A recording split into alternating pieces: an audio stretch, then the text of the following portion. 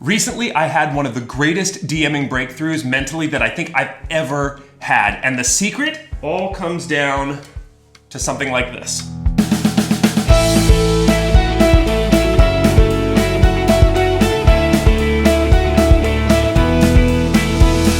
Welcome back to the channel, everybody. My name is Garmin. This is the Storycraft Society, and today I'm going to quick, rapid-fire answer some questions. Number one, yes, I did have a breakthrough. Number two, yes, it really does have something to do with guitars, playing guitars specifically. Three, no, you don't need to be able to play guitar for that to matter to you. Four, I think this is a really good idea. I'm not gonna overly YouTube this video because I think the idea deserves to stand on its own. I think I'm on 5.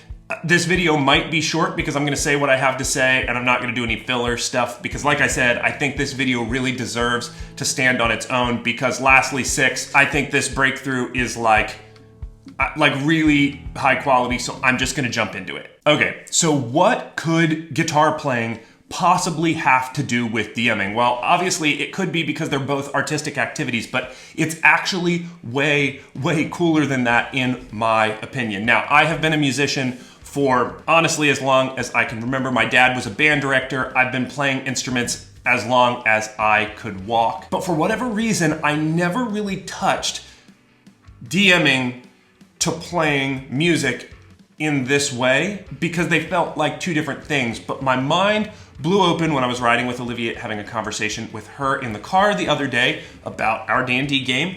And what I realized was it all comes down to improvisation, but it's more specific than that. When you're learning how to play guitar, and specifically improvisational lead guitars, what almost every guitar player learns to do, and I'm sure you have heard this term used before, is you start to develop licks. Licks are ideas that allow you to go from one chord to another chord, and you can do it without thinking. That way, your fingers take over for that little small amount of time, and then your brain can start thinking about where you're gonna be going after you finish that little lick. Those licks are really important to having a smooth and cohesive solo, something that you're playing over a track, whether you're playing jazz or rock, it doesn't matter. Having licks free your brain up to be able to think while your body just takes over. It's the basis for being able to go from being a okay or pretty decent soloist on an instrument to being good or great. Now, what could this possibly have to do with DMing? Well, I think we have all seen it or experienced it. Hopefully, if you're watching this video, you have paid enough attention to be aware of this sort of thing, where a new GM or a unconfident DM, I guess is probably the best wording for it, starts to read an adventure module. Then they take it to the table to play with their friends. Something happens that they weren't expecting. The players go to the left when the DM expected them to go to the right, and then all of a sudden, that DM is burying their face down in the book. Cue dead space at the table, silence, everybody's waiting. In the best of gaming groups, all of the players realize that the DM is struggling, so they all start chatting amongst themselves. They know that it is uncomfortable to be a DM. They know that that moment is scary and you feel like you should have the answers and you don't. But at the end of the day, the game stops. It's like watching a movie and the movie stops. Now this is going to cue in this idea of licks. One thing that almost all of the greats of the greats of the greats of DMs do is they don't stop the action for things like that. What they have are licks, mental, physical, verbal licks that they can then activate while they're at the table to be transitioning ideas that then make the players keep seeing the movie while in their head they're going crazy trying to figure out what's going on. All right, let's use an example. What could this kind of a lick look like? Well, if the players choose to go left down a corridor when the DM prepared for them to go right, what the DM could start doing is going into descriptive dialogue of what the hallway looks like. Now, again, let's be clear here. That's not terribly interesting, but it doesn't need to necessarily be interesting. It just needs to either build tension or seem interesting or pique the character's interest. If you can turn that into a lick where without even thinking about it, you can be like, as you're working your way down the stone corridor, you can see that the architecture is continuing in the same way that you saw it before. It's that like worked dwarven stone with the ornaments and elements all around it. They happen to be elven.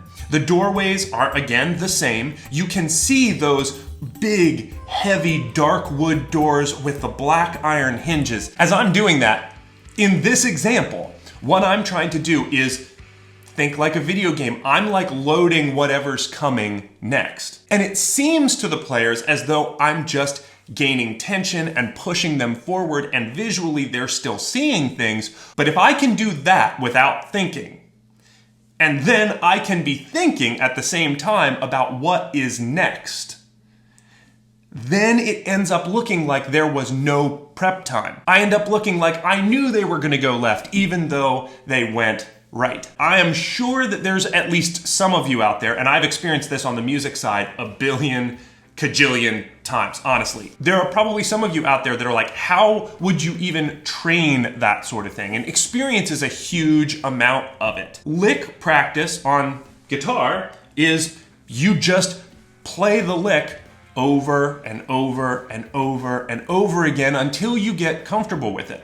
So maybe start from a place of trying to just describe a hallway and do it every day 2 or 3 times when you're driving in your car. Practice just describing some kind of a hallway. The more you do it, the easier it gets. And it actually is one of those things where you kind of almost find words that just fall out of your mouth once you get used to this idea, much like playing an instrument where your fingers just do what they're supposed to do, even though you didn't necessarily tell them to do it. It's all muscle memory. Practice is the key here.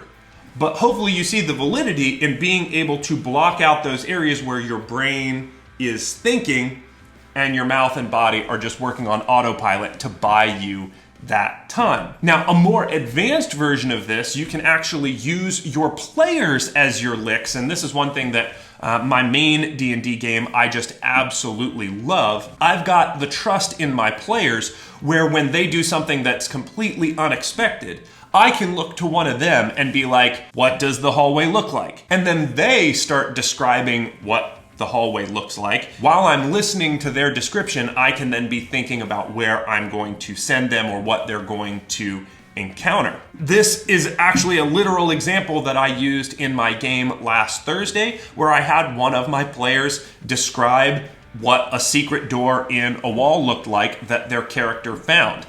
My players have been playing with me and in my world long enough that I have full faith in them, and that allows me to think about other things while they describe something that ends up being just as cool or cooler than what I would have come up with anyway.